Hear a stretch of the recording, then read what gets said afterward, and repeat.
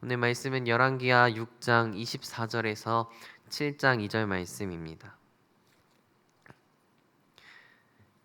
열왕기하 6장 24절에서 7장 2절 말씀입니다.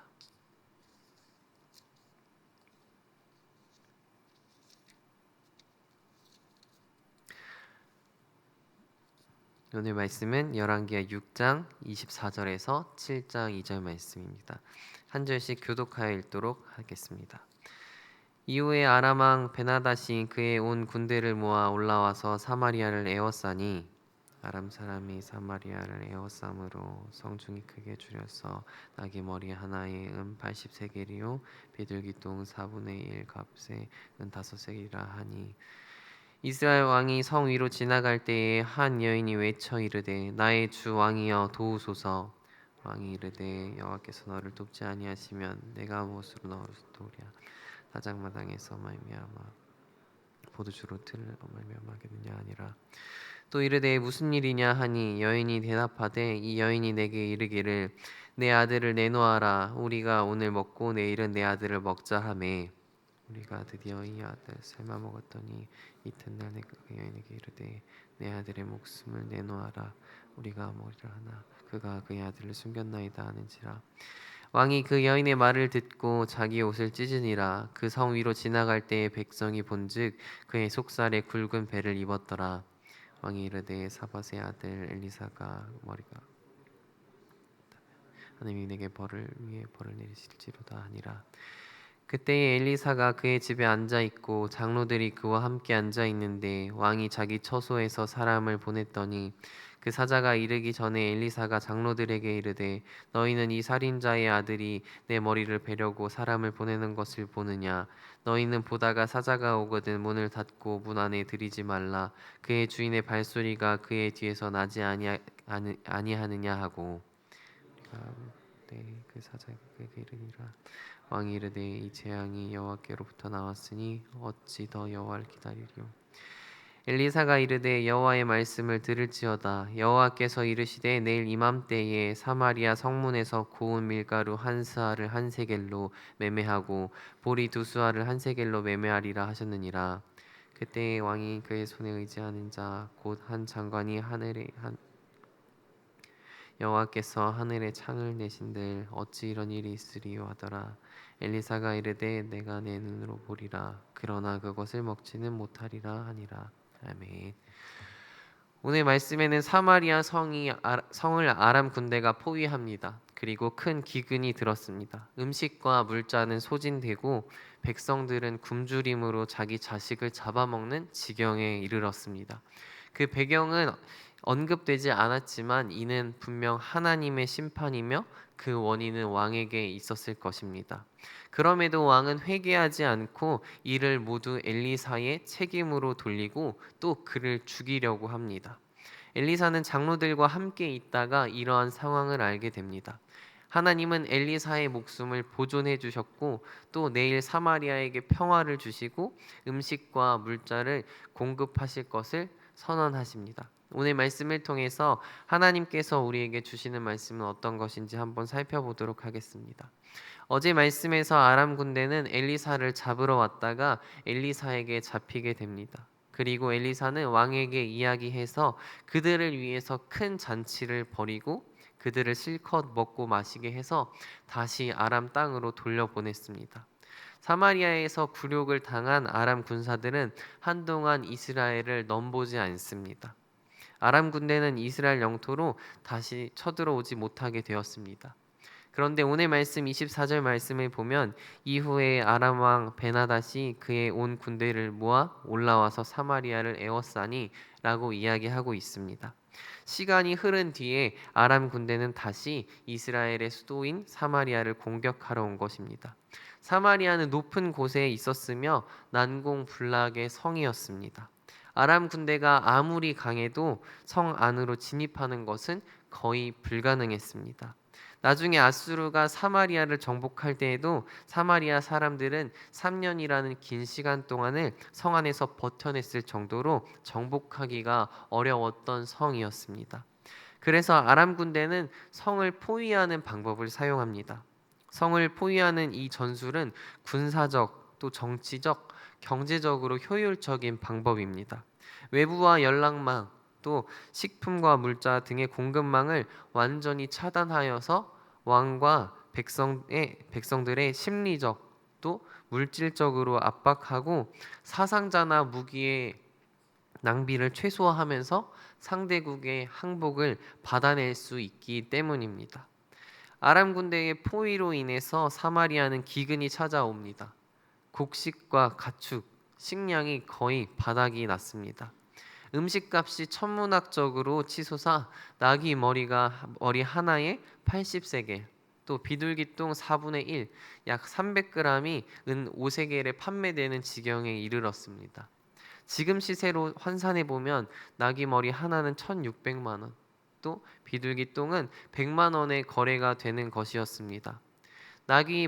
나귀는 부정한 짐승으로 식용이 금지된 가축이었습니다.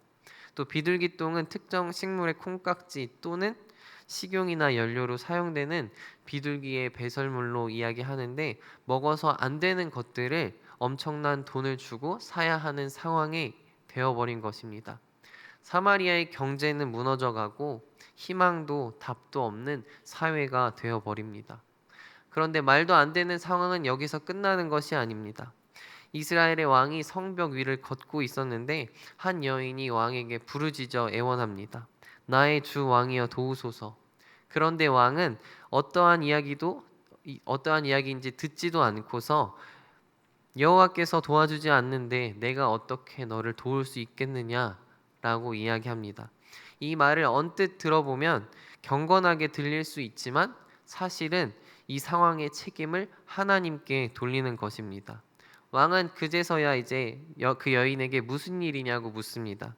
그 여인은 자신과 다른 여인이 굶어 죽게 되어서 자식들을 차례대로 삶아 먹기로 약속했으며 이에 자기 아들을 먼저 삶아 먹었고 다음날 자신의 아들을 먼저 삶아 먹었는데 다음날 다른 여인은 아들을 숨겼다고 왕에게 도와달라고 이야기하는 것입니다.